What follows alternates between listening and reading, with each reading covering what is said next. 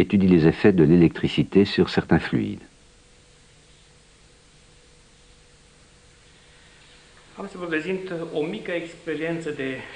Je vais vous présenter une petite expérience qui ressemble plutôt à de la magie.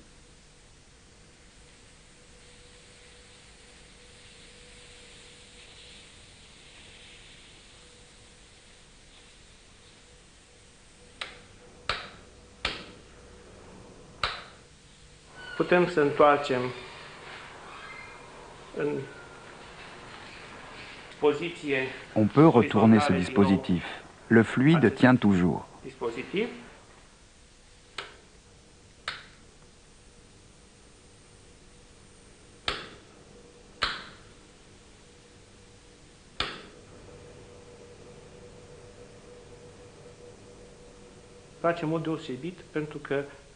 Cette expérience me plaît particulièrement parce qu'il y a une dimension artistique. C'est un grand plaisir de mélanger les couleurs.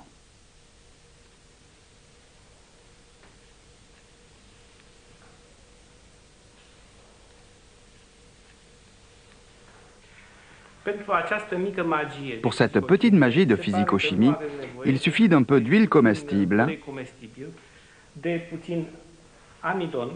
d'amidon et de quelques additifs colorants utilisés dans la peinture à l'huile. Tout cela peut être obtenu pour moins de 100 francs dans n'importe quel magasin.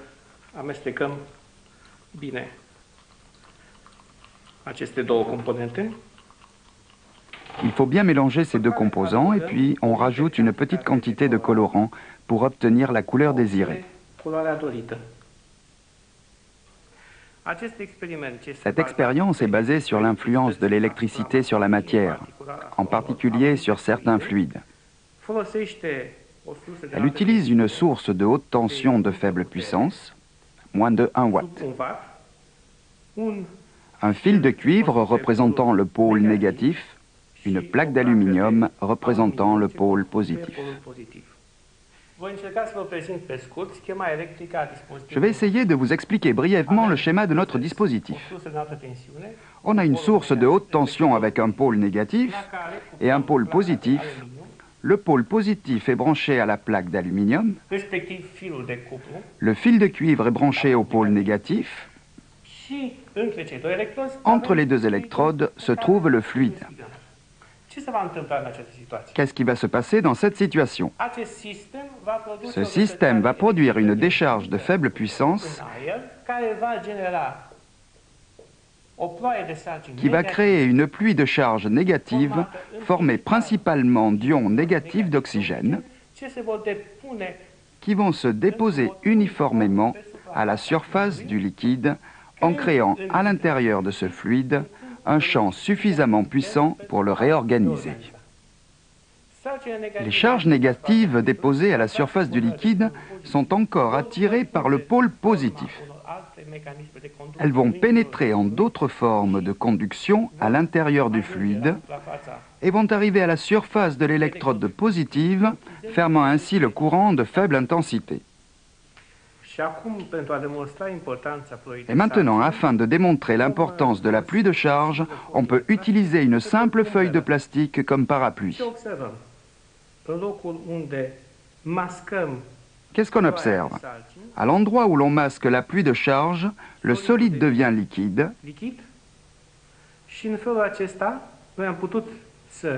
Ainsi, on contrôle par simple arrêt de la pluie de charge l'état liquide ou solide.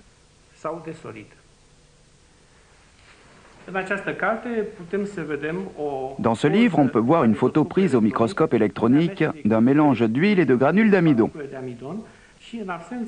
En l'absence du champ électrique, aucune organisation ne peut être vue. La distribution des grains est là totalement aléatoire. Je vais vous expliquer cela au tableau pour que l'on puisse mieux comprendre ce phénomène. Normalement, les granules d'amidon ne sont pas polarisées.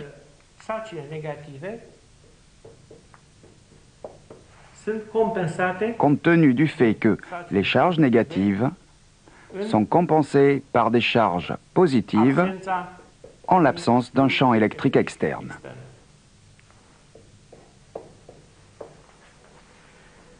Ce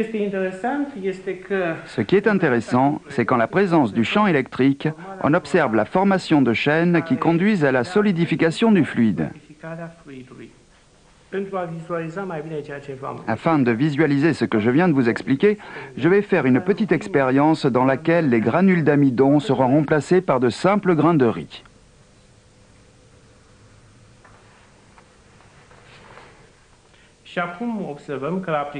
Et maintenant, on observe qu'en appliquant le champ électrique, les grains de riz commencent à bouger. Ils se cherchent les uns les autres, se disposent en chaîne, puis en piliers, jusqu'à former un pseudo-solide qui rappelle un peu ce qui se passe avec l'eau qui condense sous la forme de flocons de neige.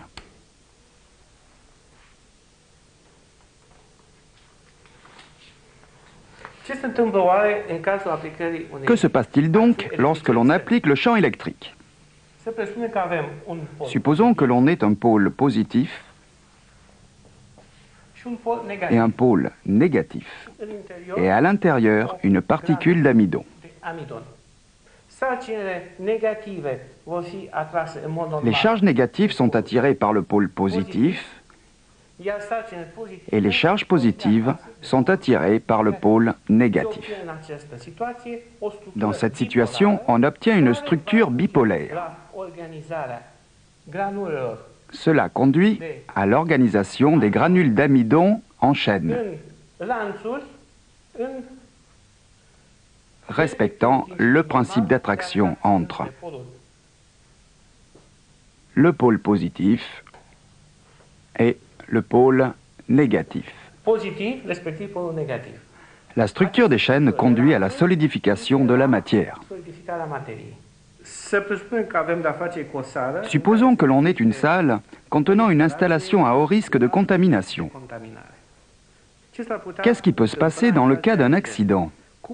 Comment pourrions-nous empêcher les fuites de matières dangereuses ou même des radiations? On a préparé un fluide avec des additifs choisis de manière convenable, différents types d'oxydes, par exemple, qui nous permettent de protéger l'installation en cas d'accident et de boucher les fissures. On laisse donc couler le liquide sur l'installation. À un moment donné, on applique le champ électrique et le liquide reste figé à la surface de l'installation.